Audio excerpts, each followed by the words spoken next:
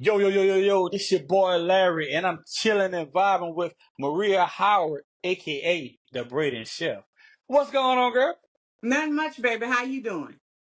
Hey, I'm just chilling and vibing. That's hey, nothing wrong with that. So I got a question, man. I've been Okay. watching you for quite some time, and I see you braiding and you being a chef. Where it all started from? Well, to be honest with you, I've been braiding and cooking since I was 10. I just turned 40 this year. Um, and I don't like to do hair. A lot of people they find that hard to believe, but I love to cook. So, and I used to always do my classmates' hair in school and everything. And I used to always tell them if they told anybody I braided their hair, I wasn't gonna do their hair no more. Because I was too much of a boy and that was too girly for me. You know what I'm saying? So, but when I graduated high school, I never had a job. So doing hair was my job. And I've tried to stop doing hair so many times. But regardless, it follows me everywhere I go. You know what I'm saying? So I've always cooked for people. I'm my mother's child. I'm the youngest of 17. And I always tell people, if you come to my house, I'm gonna feed you. Because that's how my mother was. You would come in the house, she'd say, hey baby, how you doing? You hungry? So I'm the same way. So I tell people, if I don't feed you when you come to my house, something wrong with your spirit. You know what I'm saying? Because I'm gonna feed you. And I'm a southern girl through and true, okay? Yeah, my grandma was like that too, man. My grandma, she'll feed a stranger. You hungry, Mm-hmm. baby? Come get something to eat. Go fix us something to eat. Mm-hmm. She ain't never let you go hungry now. Stranger, friend, family, and anybody. A alien can come in the house. She gonna feed him. You know what I'm saying? And we do it with love. And that's why so much people always tell me, I can feel the love in your food. That's because I truly love to do it. You know what I'm saying? I truly feed you from my heart and nothing else. It's no plot behind it or anything else. I truly do it because I love it. So I got a question. Hmm. Um, at what age you had start braiding, like taking it serious? You know what? I can profit from this. So what age I took it serious, I would say in high school. No, right after high school, because in high school I didn't charge anybody. I wasn't charging people. I would just do their hair, and I would tell them, if they told anybody I did their hair, our deal was off. I'm not doing it no more because I was a town boy through and through, and that was just it was just too girly for me. Okay, so it was until when I moved out my mother's house at 18. I didn't have to move, but I wanted to be grown, and I realized bills are growner. Okay, and I was going to OC Tech, and at the time I was getting disability. I was getting disability for my asthma. Thank God I don't have to worry about that no more. But I needed, anybody who ever gotten disability know it's really not much of nothing. You know what I'm saying? So I was charging people just a little bit on the side. But when I first started doing hair and charging people at 18, I was only charging $35 for micro braids. And if you know anything about micro braids, you know those take forever to deliver tiny braids. Okay? It was until my first client paid me $100. She was an older lady. I braided her hair, gave her rinse and everything, and she gave me $100. I said, "Do I need to give you change?" She was like, "No, that's for you." It's like for me. She was like, "Yeah." I was like, "Wait a minute, you gave me a whole $100?" And the people used to always say I braid just as good as the Africans, but I didn't see it then until she gave me my first $100. That's when I finally knew my worth. You get what I'm saying? And from then, baby, the price went up. The price went up. Okay. Oh yeah. Like now, back then it was $100. So I can imagine how much you charging now. That, Whew. but think about it. But see, back then, of course, a lot of things times have changed because even $35 that was still money to me. You get what I'm saying? Because things wasn't as high as it is now. Okay, I don't even charge $35 to do churn hair because what I'm gonna do that? What I'm gonna do that? You can't even get you can barely get a meal for $35 now. Okay, and that's at a fast food restaurant. That's true. That's true. So So like yeah. what experience you have witnessed, since doing hair from back then to now, like one of your clients come up to you and just give you a compliment. What was the most memorable compliment you got? Well, I said people always told me I've had growing hands. So anybody who I've ever did their hair in the past, they used to always tell me, I need to get you back in my hair. You always had my hair growing and you always took care of my hair. Because most people who do hair or just braiders, I'm a master hair care stylist, they don't care about the quality of the hair. They just want to do the hair and make the money. Me, I care about my clients and their hair. And I'm not just going to do your hair and not make sure that it's healthy. So the biggest compliment to me is people always told me I've had growing hands. And to know that my hands help in the healthiness of their hair, that means a lot to me. Yeah. So I see you just now receive a license also. What license Yes. was that? I became a master hair care stylist. Congrats. Thank you. I've been a braider Congrats. for so long. And like I said, I tried to run away from doing hair because I was going to cosmetology school 14 years ago, right before I got married. But then I got sick, stopped going to school. I never really wanted to be a cosmetologist, so I never went back. So here I am 14 years later. I went into the school, went to the barber school one day just to ask them a question. Next thing I know, I was signed up for school, and now I'm a master hair care stylist. That's major. Congrats. Thank Something you you. say you didn't want to do, but now you're a master at it. Look at God. Look at, want to do it. Want to Yeah, he do it. will. So with your food, I see, I've been seeing on Facebook, people trying your food out. Look, they about to pass out because it tastes so good. I mean, I've been watching now. I've been watching. I'm ready. Thank Hey, you. I gotta put me in the order for a plate. Yeah, put you in order for a plate, baby. I promise you I have it ready for you. You know, it touches my heart. One thing that warms my heart is when the joy I see in people when they eat my food. When they say, "Oh my God, this is so good," or if they ask me a recipe, it's the joy that I get out of it. It just warms my heart. Like I don't want nothing in return, especially when I feed my clients, because I feed my clients for free when they get their hair done. I don't want nothing in return. It's just the joy I get. You get what I'm saying? So, excuse me. So I just, I just, I just love it. And I thank my mother for that. My mother taught me how to cook. I was cooking whole Sunday dinners at 11. Okay. I was cooking Christmas. I was cooking Christmas and Thanksgiving at 16. Okay. My mother was born and raised in Mississippi. She was one of them old school women who pulled a chair up to the stove and cook. Oh, baby. Oh, and that's how she taught me. Okay. And I love it. I absolutely love it. I think you need to teach a class. There got a lot of women out here that don't know how to cook, and they need to learn from you. Like you got a class going on because they want to fast food. They want to go Oh, out and eat all the time. you Ain't know, nothing like people ask me all the time, do you ever go out to eat? I don't like to go out to eat. I rather cook my food. A home cooked meal to me will always be better than anything I can eat fast food. Now, if me and my husband, we go on a date, we go on a fine dining restaurant, that's different. You get what I'm saying? But me, a home cooked meal, it just means so much to me because it's something I put my heart in. You know what I'm saying? Like, if you pay attention, like I have a lot of quote unquote adopted children. Only got four biologically, but their friends become my children. Their friends, and my friends become my children. You get what I'm saying? And it's a couple of them. They go down here to the school to college, and so often, like at least twice a week, I feed them. And their mother's like, "Thank you so much for taking care of my boys." I'm like, "Listen, once they become my children, they are my children." And sometimes you never know how much a home cooked meal can mean to somebody. I had a client, he told me he hadn't had a home cooked meal in 2 months. And he came and got it said, and I made him a home cooked meal. And he said, "You just don't know how much you just made my whole year." Because I haven't had a home cooked meal in months. You know what I'm saying? mm, yeah. And people don't realize that, man. Like, you got a lot of women out here, like I say, a lot of women that don't know how to cook and they ain't trying to learn how to cook. But how you gonna keep a man?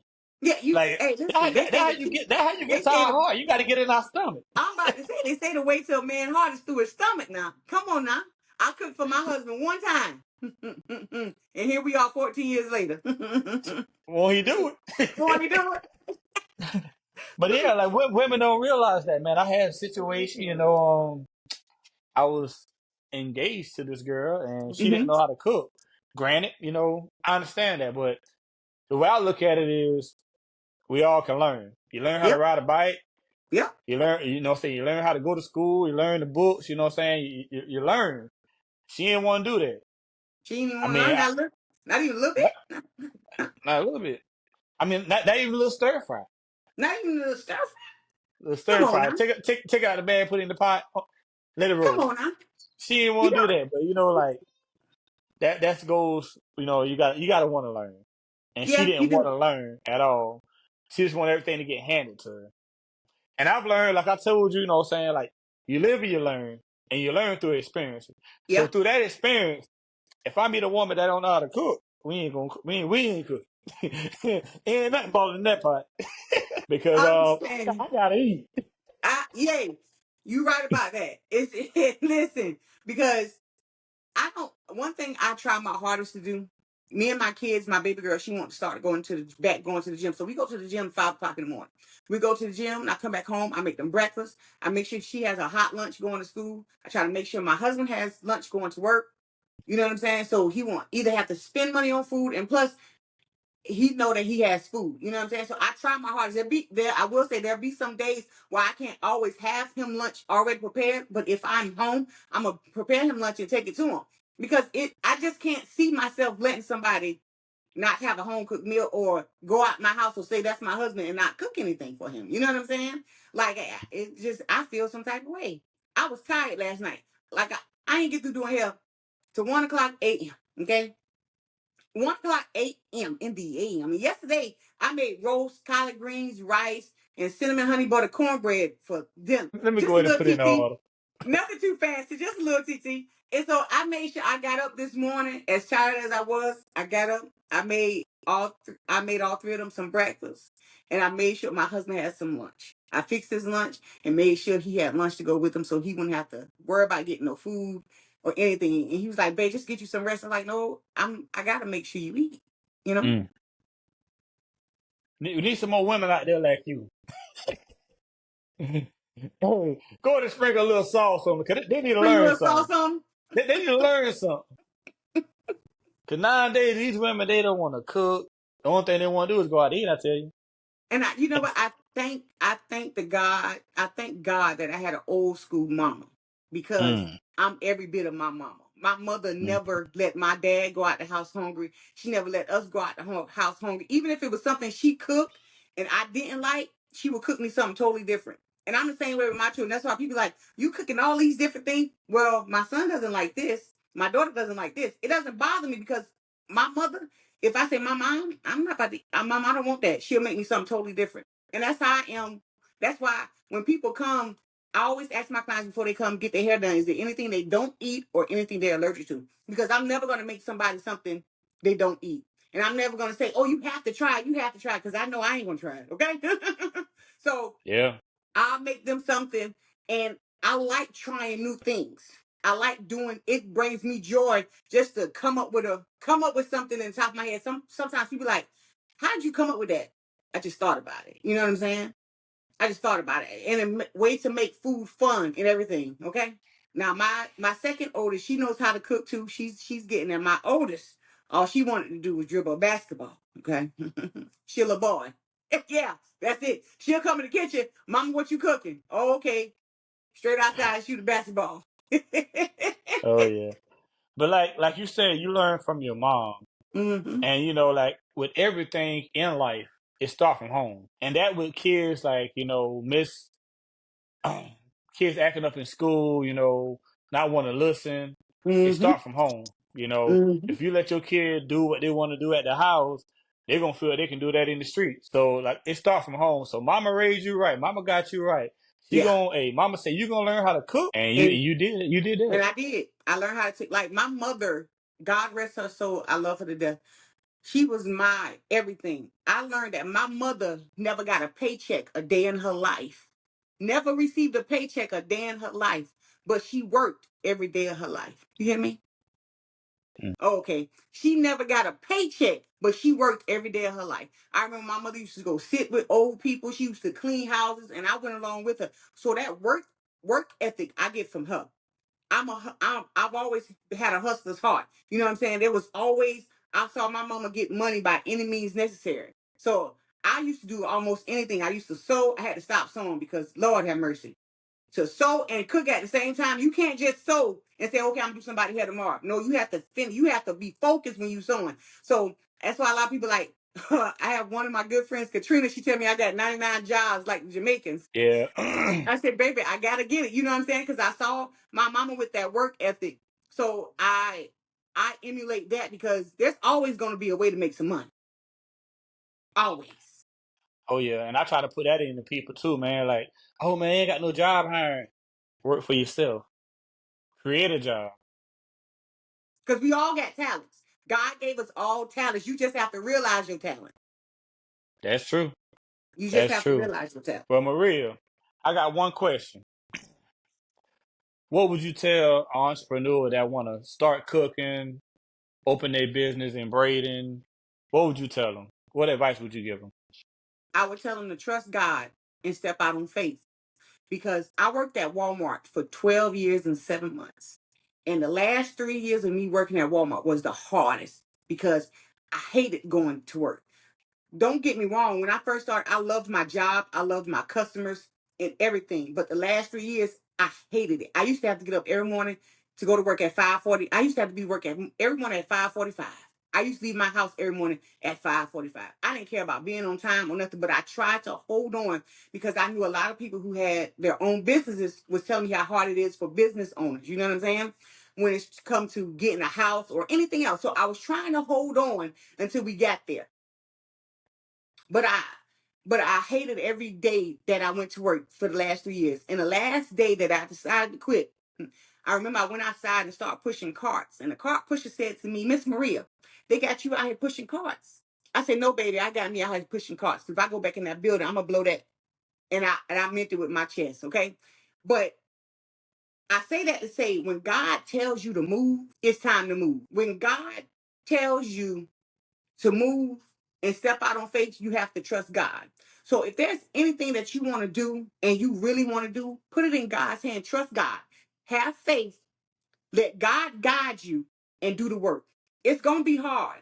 You're going to have slow seasons. You're going to have times when you want to give up. But if this is something that you really want to do, just know that God is going to help you bring it to fruition. Okay? AKA the Braden Chef. I don't want to keep it too much long because I know you got to get back to work. But before we go, let everybody know what we doing. We chilling and vibing, baby. We chilling and vibing. Okay, appreciate you for coming on. Thank you so much, my love.